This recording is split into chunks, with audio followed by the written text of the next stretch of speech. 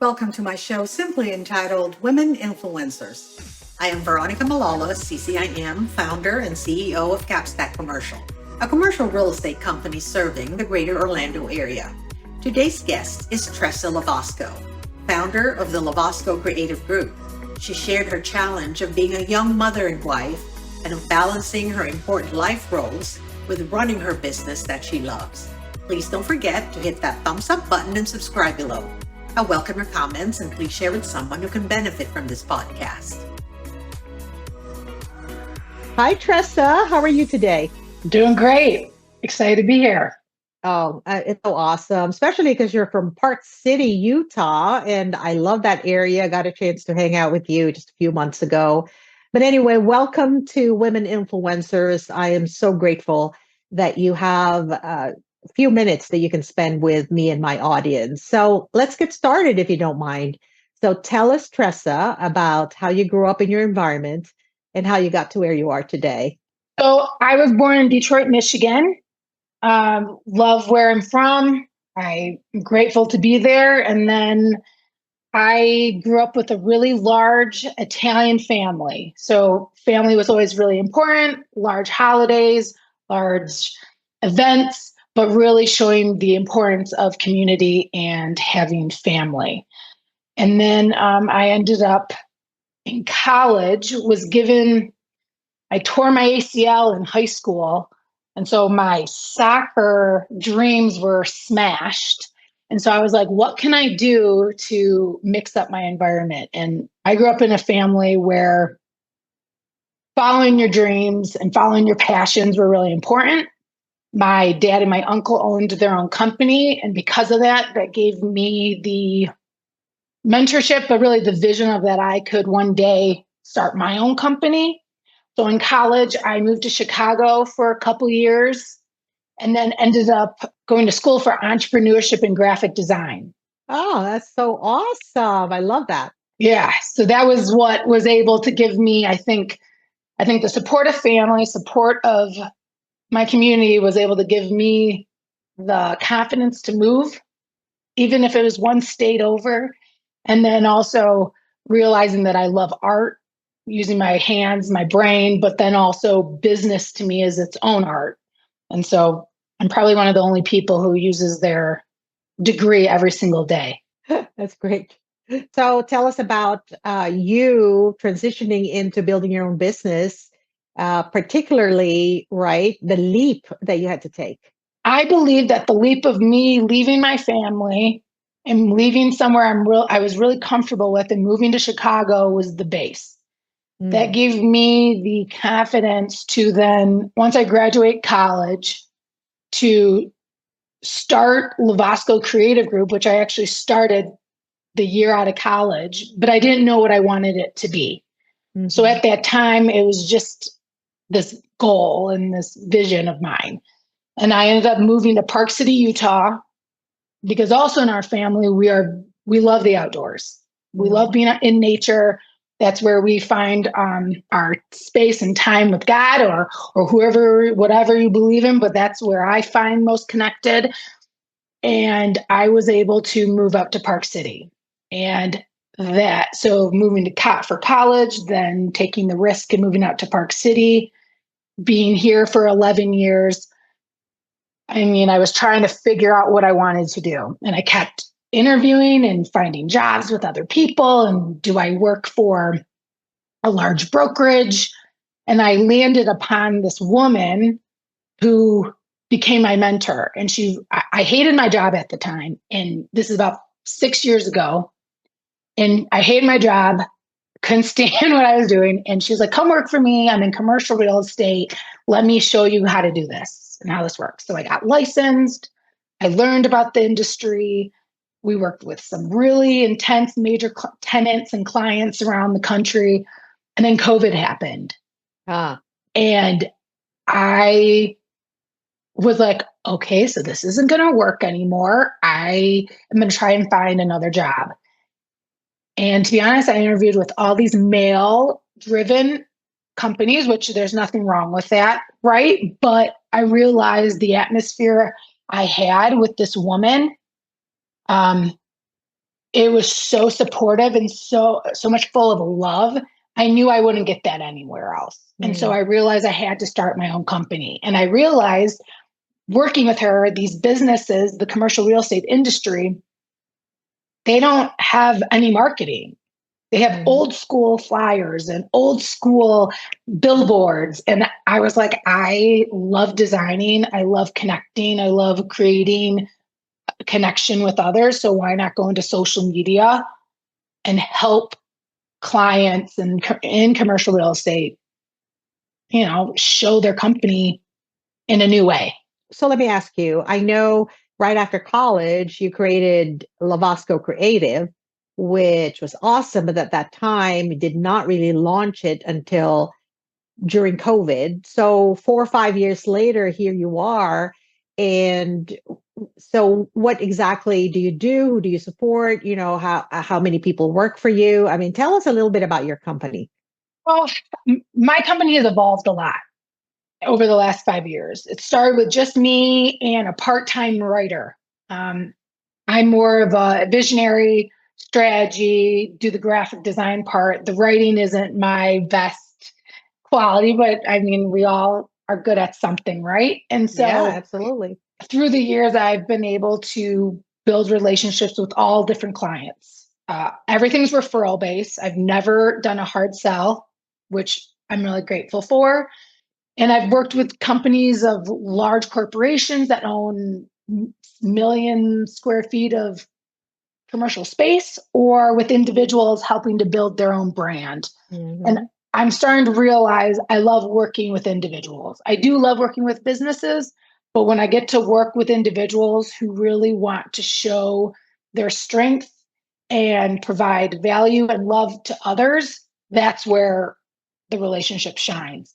I have 2 employees, one part-time, one full-time, but I just became a mom a year ago. And with that, there has been a lot of transition. So my company is still my baby, but now I have a real baby that I'm putting a lot of love into. And let me tell you, Lorenzo is just so adorable. So congratulations to you and your husband. And that what a great segue to the next topic that I wanted to ask you about. So if there was one challenge that comes to mind and how you overcame it, what would that be? So my number one challenge, and if you would have asked me a year ago, it would have been totally something different. Honestly, even 6 months. But I think currently right now, my challenge is how in our society right now, how do we balance being a mom, a wife, owner of a company, a friend, a daughter, all of this stuff. I don't know how to balance it all. And I don't think there is such thing. I go back to faith in the fact that I've never been left alone. Something always comes in and sweeps me up and gives me the direction to move. You just have to listen and you have to watch. So my number one challenge is being a mom and then also a wife and figuring out how do I still support my business, because I think a lot of moms, they would love to throw everything away and just be a mom, but that's not realistic anymore. Unfortunately, it's not how the world works, and we haven't allowed it to be that way. Well, and if I may add, I don't think that being just a mom, although that's a very, very honorable, respectable choice, I think that eventually, I think if the woman has always been entrepreneurial or maybe had a career, that part of that woman actually dies a little bit and needs to be nurtured as well. So tell us about that choice that you made with regards to that challenge. That's exactly it. It's how do you support that part of you that is inside. And so for me, I look at it as I'm 35. I have lived the most incredible life. I've done more than most people have ever done in their life, traveled, backcountry skied in Italy, done all this crazy stuff. And for me, I'm looking at it as my stage of life right now is to be a mom without losing who I am.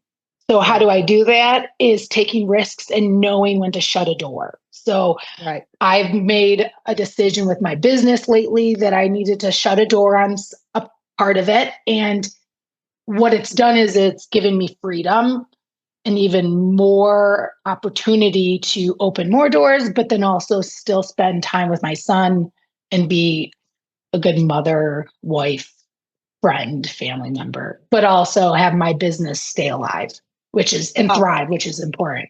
and I love that. I love that because that is a very, very difficult decision, I think, for so many women, especially in the childbearing years, right? Because especially having the first child, you think to yourself, okay, and you're still going through hormonal changes, I'm sure. And so Yeah, it's only been a that is year. tough. It's tough, but kudos to you for making those choices. And of course, we want to wish you all the very best, and I'm sure you'll make it happen. Like you said, you're based on faith, and you believe that things will just fall into place, and I believe that too. So thank you for sharing that. I wanted to move on and ask you about influence. And this podcast is called Women Influencers, not really in the space of social media, but really as women who have influenced others, right? Right. And I wanted to ask you if there was one thing or one outcome that you've made an impact on or to someone, what would that be? So luckily, going back to family, I have parents who have never, obviously all parents tell you what to do, but they do it because they love you. But I've always had parents who have allowed me to make my own decisions. And they've always been the type of people that I can come to and have a conversation and really ask for support and help. I've had phenomenal women mentors in my life. I have 6 aunts, 7 aunts actually, who have always loved me and supported me my whole life. So because I have that, not to mention a supportive husband, I have never felt like I was going to actually fail. So I have failed in my life, but I've never fallen and not been able to get up.